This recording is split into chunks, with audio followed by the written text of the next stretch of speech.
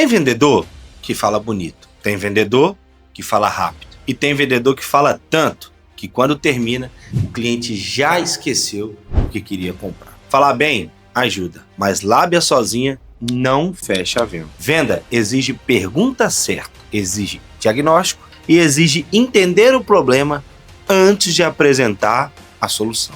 Exige saber falar do preço, tratar a objeção, construir valor e conduzir ao próximo passo. E principalmente, exige cumprir o que foi prometido depois do sim. Eu sou Anderson Salum e essa é a série Lábia Não Fecha a Venda.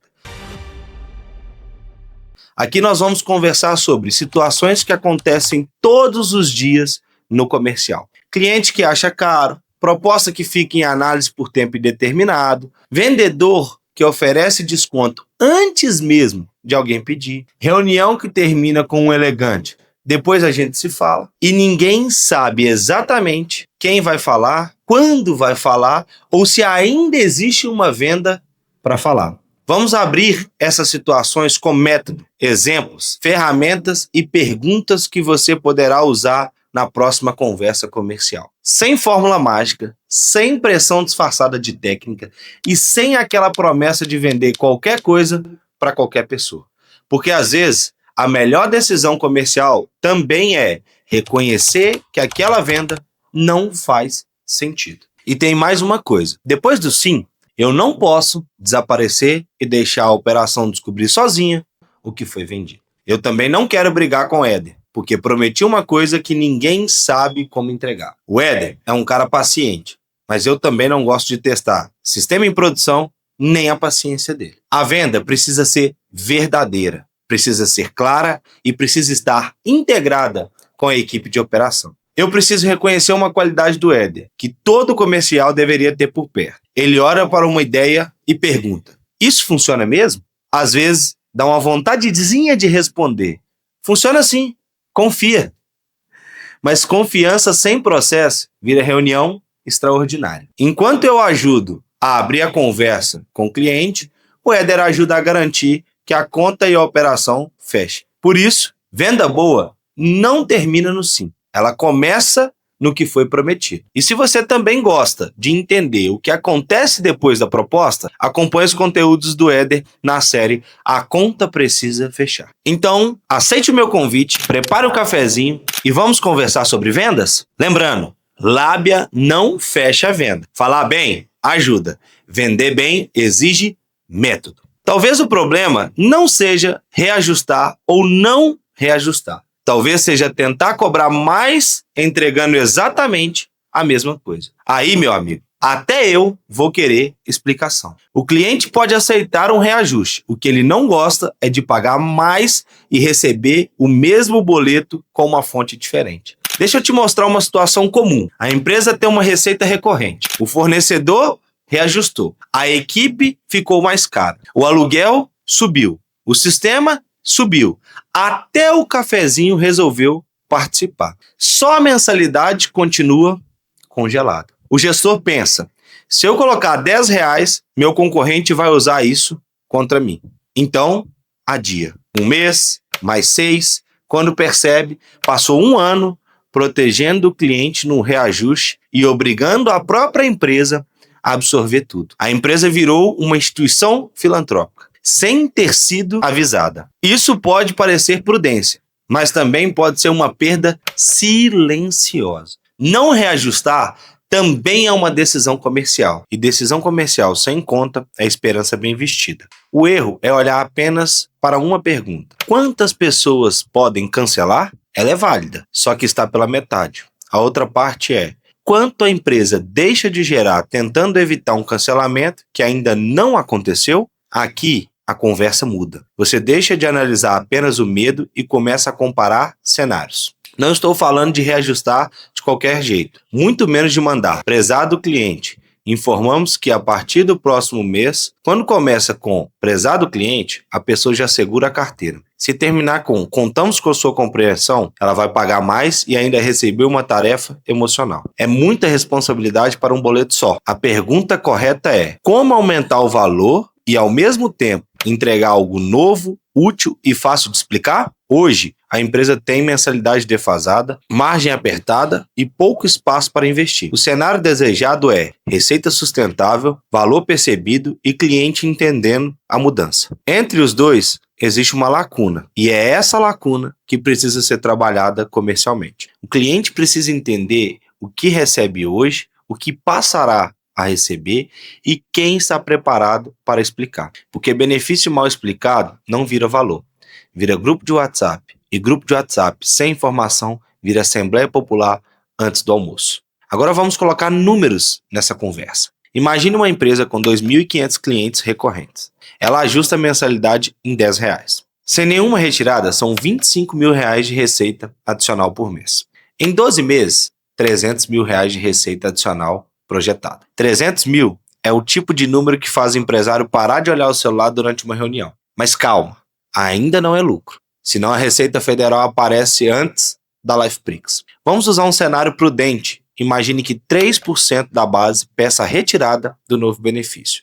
São 75 pessoas, permanecendo 2.425 clientes. Multiplicados por R$10, representam R$24.250 adicionais por mês. Em 12 meses, R$291 mil de receita adicional projetada. Isso não significa R$291 mil de lucro. Existe imposto, inadimplência, custos internos e investimento na solução. Planilha aceita praticamente qualquer coisa, já dizia o Éder. O caixa é mais desconfiado. Mas a conta mostra que o medo de algumas retiradas não deve impedir a análise do cenário completo. Foi olhando para situações assim que estruturamos o projeto da LifePrix. A proposta não é colocar telemedicina na mensalidade, mandar um link e dizer boa sorte para todos. Isso não é implantação, é abandono com identidade visual. O projeto tem 3 partes: benefício, comunicação e treinamento. A empresa oferece o benefício de saúde para a base elegível. A LifePrix apoia o lançamento com mensagens, imagens, conteúdos explicativos, perguntas frequentes e orientações. E nós treinamos o time. Quem atende precisa explicar. Quem vende precisa apresentar. Quem recebe uma reclamação precisa distinguir dúvida, objeção e pedido real de retirada. Quem lidera precisa acompanhar os números, porque não adianta ter um excelente benefício se alguém explica assim: parece que agora tem um negócio de saúde aí. O benefício perdeu metade do valor antes da fase terminar. Torcida é boa no estádio. Implantação precisa de método. E se a base rejeitar? Por isso, estruturamos uma garantia inicial de 30 dias. Se nesse período, mais de 15% da base elegível solicitar formalmente a retirada do benefício, a empresa poderá cancelar a contratação sem custo. Com o cancelamento, o benefício será desativado para toda a base. A operação termina dos dois lados. Não existe: não quero pagar, mas deixa funcionando enquanto a gente pensa. Esse plano ainda não passou pelo financeiro. Isso é risco compartilhado. Para funcionar com justiça, precisam estar claros a data de início, a base elegível, a comunicação, o treinamento, o registro dos pedidos que representam uma retirada válida. Perguntar como acessa não é cancelar. Reclamar da mensagem também não é pedir retirada. E áudio de 7 minutos precisa ser ouvido com calma, coragem e fone de ouvido. Em uma base de 2.500 clientes, 15% representa 375 pessoas. Como a garantia vale acima de 15%, ela seria acionada a partir de 376 pedidos formais válidos, dentro do período de cancelamento. A oferta pode ser ousada. A regra precisa ser cristalina. Deixar a regra para depois não cria uma oportunidade, cria um problema futuro. Agora faça essa conta com a realidade da sua empresa. A calculadora utiliza as condições comerciais vigentes da LifePrix na data da simulação. Você informa a quantidade de clientes elegíveis, o reajuste e a estimativa de retirada e os dados da inadimplência e o período de projeção. Ela mostra a base estimada, a receita adicional, o investimento, o resultado incremental, o ponto de equilíbrio, o retorno e a margem de segurança. Você não precisa abrir uma planilha com 20 abas chamadas final, final 2 e agora vai. Basta colocar os dados da operação. Os resultados são estimativas. Não representam garantia de faturamento, lucro, retenção ou adesão. Antes de adiar o reajuste, faça 4 perguntas. Quanto a mensalidade atual já compromete a operação? Quanto a empresa deixa de gerar por mês? O que pode ser agregado para criar valor percebido? E como a mudança será comunicada, treinada e sustentada? Percebe? A pergunta deixa de ser: será que alguém vai cancelar?